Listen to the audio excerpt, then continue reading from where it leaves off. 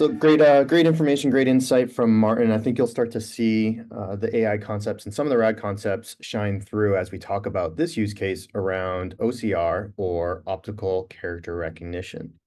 So what is OCR? It's really made up of two parts. One is a hardware part and one is a software. The hardware traditionally is a scanner. In today's modern world, it's equivalent to our phone's camera, or iPhones. When we're taking a picture of a document, we can upload it to an OCR software, which then will convert that image into a digital analyzable form that then will help identify the characters such as text and numbers. It's primarily done through two methods. One is a pattern recognition, where past examples of numerous fonts, formats, and styles of characters, letters, numbers have been inputted into the software itself. And the other is a feature recognition pattern, where if we take the capital letter A as an example, we have two triangle sides and a line through. And so the software can analyze the image that we've uploaded to those different features and the patterns that have been presented in the past, and will help us identify what characters and numbers are present on that particular image. These are predefined rules. They're rigid. They've been coded. OCR in this format has been around since the 70s. And so it has a lot of use cases over the past decades, and primarily it's been around data automation, entry automation, reducing some of the manual effort that takes to import and digitize documents, indexing those documents, large volumes of printed documents or physical documents such as historical information, so it can be archived, large volumes and examples of law firms and cases like that, where it can upload it into a digital system and be able to search through for context as needed. There are limitations with the OCR as it was presented, where it can be difficult processing unknown formats and layouts. As I mentioned earlier, there are predefined rules that have been coded into the software. And so if there's an unknown format or layout that has come into play, it can be difficult for the software to determine what are the characters and text. And then certainly poor quality, which I'm sure if you've dealt with uploading receipts or images, etc., you've kind of dealt with that, where a poor quality image has skewed text and it's not able to recognize it. And I think most importantly, there isn't a structure around how OCR is extracting that information. It's unstructured data and text. And so it becomes hard to use in some formats, especially in business use cases. And so that's where AI, with the emergence of AI, has really brought OCR and to this new level. It's become even more effective, and it's been known as, now with a combination of AI and OCR, as ICR, intelligent character recognition. As mentioned, OCR is reliant on those preset or predefined rules to identify the text based on the patterns and the formats and what's been presented into the software and coded into the software.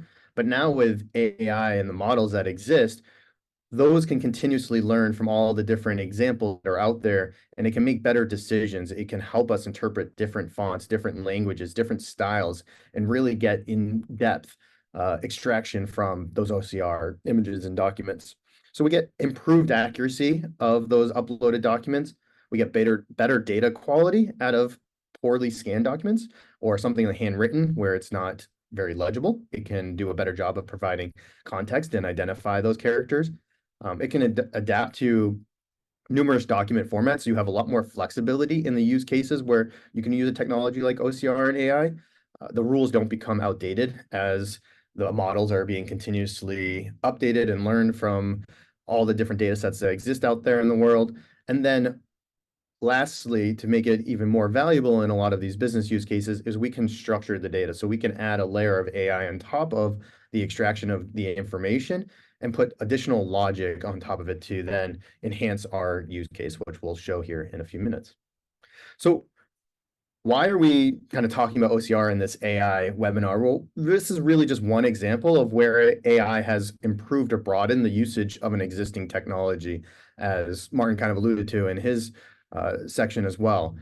These are just a few areas where AI has started to enhance some of the pre-existing technologies.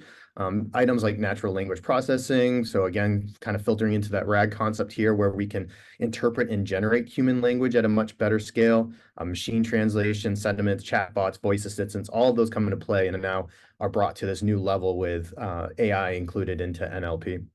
Computer vision is another big one where we can do facial recognition, object recognition, image classification, categorization. It just enhances the kind of image existing with the AI on top of it. Robotics has been a huge place, as you can imagine, and have seen from autonomous vehicle and whatnot, perform complex tasks, better decision making with sensors and real-time environmental factors, so AI on top of those robotics. Predictive analysis is another area where those mathematical models are enhanced, forecasting, used a lot in drug discovery, energy sectors, predictions, etc. And then AR and VR and other examples where AI has really brought those to this new level from a technology standpoint. So let me go ahead and show kind of this example from an OCR perspective and how AI has really enhanced this business value. We're going to put on our hat of a accounts payable specialist. We're in the finance department. We receive hundreds of invoices from our vendors on a monthly basis. Those invoices are all in different formats, different styles, potentially different languages. Some are handwritten, some are digital. So in this example, you can see we've uploaded this image .jpg here. It is a pure image. You can see that I can't copy any of this text out of it. And so me as this accounts payable specialist and trying to enter this into our finance system, it would be very difficult. I would have to do this manually, review everything, and it would take a lot of time. But with AI and the OCR ability here, what we can do is two parts. One is we're using OpenAI here within the Retool platform. So this application is developed within Retool. It does a really nice job of wrapping the AI models. You can use different AI models, but in this scenario, we're using OpenAI, and it also makes the endpoints really accessible. So in that scenario, when I clicked that button, we did two parts. One was the AI, OpenAI, we're calling the OCR endpoint essentially, where it's looking at this image, this JPG image here, and it's extracting all of the information out of it. And then the second part to it is we have some prompt engineering on top of it, where I mentioned we now have structured data. We have a layer. So once all of the context of the actual image is extracted, it's just all of the text and numbers, we can then pass that back into AI and say, hey, you are the AI. We're talking to AI here. And we're saying you are an accounts payable specialist as well. You need to go help me identify all the different sections of this invoice so then I can put it into my finance system. And so we do some prompt engineering to essentially say that to AI. And what it does is now it goes through this entire document and it can pull out all those contextual pieces. So it knows the vendor information, it knows the invoice header information, the invoice details, the financials, notes, etc.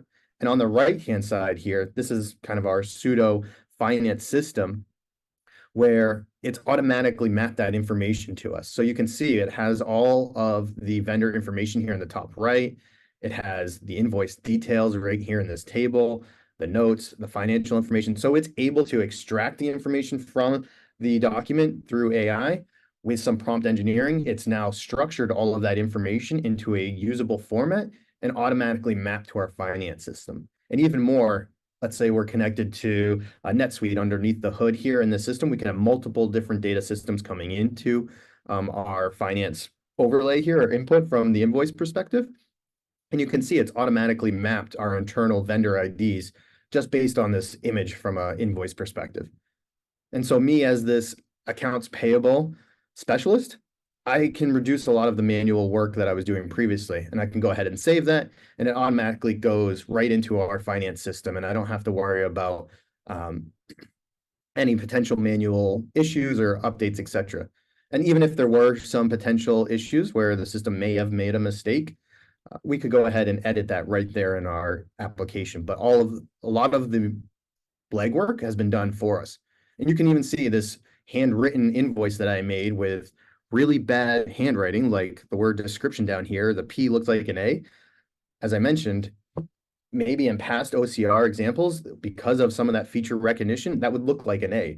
But with the emergence of AI and the ability into it, it's actually provided context and it can correctly identify the words and the sentence that was being written appropriately. So you can see it does a really nice job of that, connects really well to our systems and plays extremely well. So it's a huge benefit, and there's a lot of different examples that play into a very similar fashion um, that I kind of just described there. So as you can imagine from the business value side of it, um, it really has enhanced the ability to consume and search a lot of these manual documents. As I mentioned, some not just invoices in that example, but we've seen use cases where uh, clients are looking at 100-page contracts and documents, and they need to pull out certain information from those contracts. And so we can use AI and put some prompt engineering there to then go through those 100 pages and pull out the key pieces of information for us, where we're not having our analysts who should be analyzing the contract, looking at more of the details and the business impact versus scanning and doing data extraction. So we can leverage AI to help with that and make it more efficient.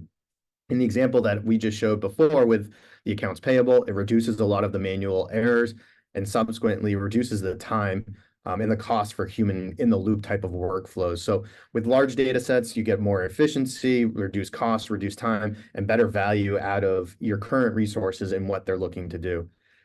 Just some other examples to kind of stir some of the wheels and get your gears turning there.